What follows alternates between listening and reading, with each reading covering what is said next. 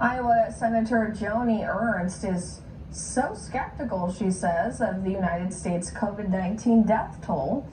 Ernst voiced skepticism while responding to a question at a campaign event in Waterloo on Monday. She said healthcare providers are reimbursed at a higher rate when a patient's diagnosed with the virus, suggesting they may be incentivized to inflate the fatality rate. Ernst appears to be referencing a Medicaid policy where the program offers a 20% increase in payments to patients with the virus. It's meant to cover the extra costs tied to their care.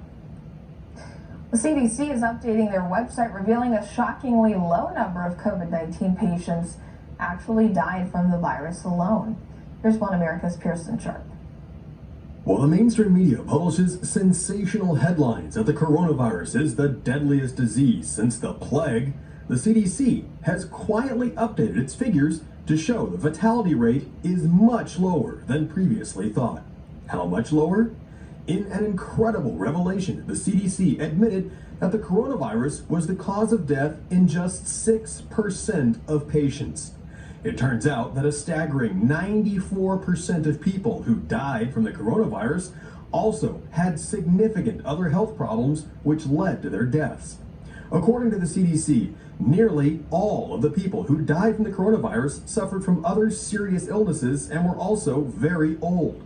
That means of the 160,000 deaths so far attributed to the coronavirus, just over 9,000 actually died from the virus itself.